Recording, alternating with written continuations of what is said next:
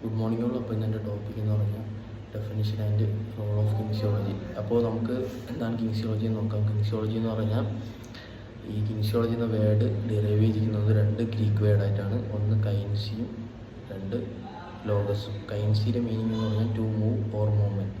ലോഗസിൻ്റെ ആണെങ്കിൽ to study എന്നാണ്.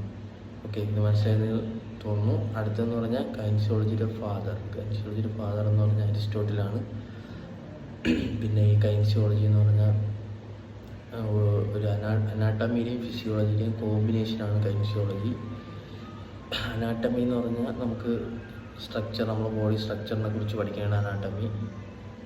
Physiology എന്ന് പറഞ്ഞാൽ നമ്മളെ ബോഡി ഫങ്ഷൻസിനെ കുറിച്ച് പഠിക്കുന്നതാണ്.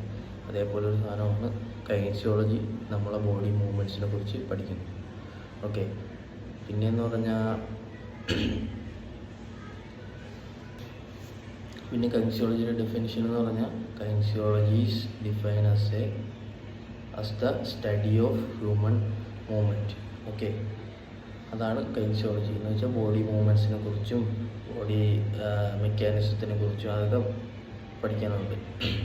അപ്പോൾ കൈൻസിയോളജിനെ കുറിച്ച് പറഞ്ഞതൊക്കെ മനസ്സിലായെന്ന് തോന്നുന്നു. അപ്പോൾ നമുക്ക് കുറച്ച് റോൾസ് ഓഫ് കൈൻസിയോളജിനെ കുറിച്ച് പറയാം. ഫസ്റ്റ് പോയിന്റ് എന്ന് പറഞ്ഞാൽ prevent and management of injury and diseases. നമുക്ക് എങ്ങനെയൊക്കെ പ്രിവെൻറ്റ് ചെയ്യാമെന്നും നമുക്ക് ഇഞ്ചുറി വന്ന് എങ്ങനെ മാനേജ് ചെയ്യാമെന്നും ഡിസീസസ് വരാതെ നോക്കാനും ഒക്കെ ഹെൽപ്പ് ചെയ്യും കിൻസിയോളജി. അടുത്ത പോയിന്റ് എന്ന് പറഞ്ഞാൽ ഇംപ്രൂവിങ് ഫിസിക്കൽ പെർഫോമൻസ്. നമുക്ക് കിൻസിയോളജി വഴി പെർഫോമൻസ് ഇൻക്രീസ് ചെയ്യാൻ, നമുക്ക് ഏതൊക്കെ വർക്കൗട്ട് ചെയ്ത് എങ്ങനെയൊക്കെ ബോഡിയിൽ എഫക്റ്റ് ആവും, അല്ലെങ്കിൽ ഏതൊക്കെ മസിൽസ് ആക്റ്റീവ് ആവും, ഏതൊക്കെ മസിൽസിന് വർക്കൗട്ട് കൊടുക്കണമെന്നും എല്ലാം അതിനെക്കുറിച്ചെല്ലാം നമുക്ക് ഹെൽപ്പ് ചെയ്യും കിൻസിയോളജി വഴി. പിന്നെയെന്ന് പറഞ്ഞാൽ റീഹാബിലിറ്റേഷൻ തെറാപ്പീസ് എന്ന് പറഞ്ഞാൽ നമുക്കിപ്പോൾ ഒരു ഇഞ്ചുറി വന്നാൽ അത് എങ്ങനെയൊക്കെ റീഹാബിലിറ്റേഷൻ ചെയ്യാം, പെട്ടെന്ന് എങ്ങനെയൊക്കെ നമുക്കത് റിക്കവറി ആകാമെന്നോ, എങ്ങനെയൊക്കെ നമ്മളതിൽ ഏത് മസിൽസിനാണ് ഇഞ്ചുറി പറ്റിയത് അല്ലെങ്കിൽ ഏത് മസിൽസിനാണ് ഇത് പറ്റിയത് അത് റിക്കവറി ചെയ്യാൻ, റീഹാബിലിറ്റേഷൻ ചെയ്യാൻ ഹെൽപ്പ് ചെയ്യും. തെറാപ്പീസ് വഴി ഹെൽപ്പ് ചെയ്യും കിൻസിയോളജി വഴി. ഓക്കെ, പിന്നെയെന്ന് പറഞ്ഞാൽ നമ്മളെ ഹെൽത്ത് പ്രൊമോട്ട് ചെയ്യും.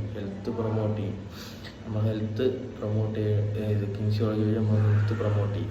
അതിൻ്റെ എഡ്യൂക്കേഷൻ, പിന്നെ ഹെൽത്തിൻ്റെ വാല്യൂ എന്താണെന്നൊക്കെ കിൻസിയോളജി വഴി നമുക്ക് പഠിക്കാൻ പറ്റും.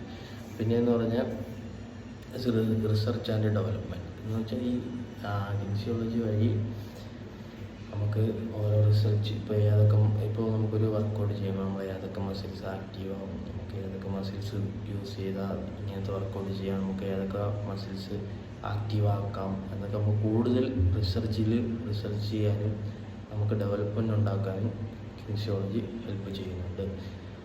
ഓക്കെ, ഇത്രയും മനസ്സിലായില്ലേ?